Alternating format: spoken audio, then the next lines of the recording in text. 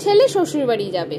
ছেলের বুদ্ধি শুদ্ধি একটু কম, তাই মা থেকে ভালো করে শিখিয়ে দিচ্ছে। মা ডাকে, ও হরি, জানিস তো আজকে তুই শ্বশুর বাড়ি যাবি? হ্যাঁ মা, মনে আছে। আচ্ছা আয় আমার ঘরে, তোকে কিছু শিখিয়ে দি। তোর শ্বশুর মশাইয়ের অসুখ, তাই আগে তাকে গিয়ে জিজ্ঞেস করবি কেমন আছেন। উনি হয়তো বলবেন ভালো, তখন বলবি এটাই তো আমাদের কাম্য। তারপর তিনি কি পথ্য করছেন জানতে চাইবি। তিনি কিছু একটা বলবেন, তুই তখন বলবি অতি উপাদেয় পথ্য, রোজ খেলে তাড়াতাড়ি সুস্থ হয়ে উঠবেন আশা করি।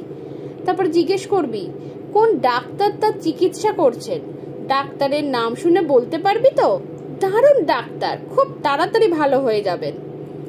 আর সব সময় হাসি হাসি মুখ করে থাকবি, কেমন?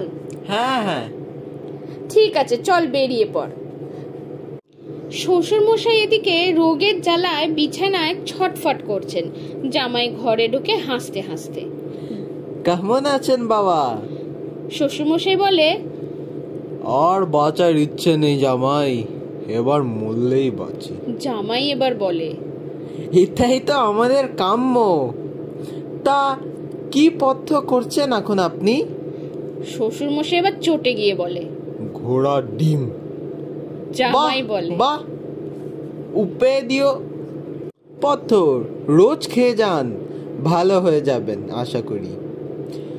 আবার হাসতে হাসতে বলে, তা কোন ডাক্তারকে দেখাচ্ছেন বাবা? শ্বশুর মশাই এবার আরো চটে যান। জম। জামাই বলেন, খুব ভালো ডাক্তার, বেশ নাম করা ডাক্তার, আপনি কিছুদিনের মধ্যেই ঠিক হয়ে উঠবেন।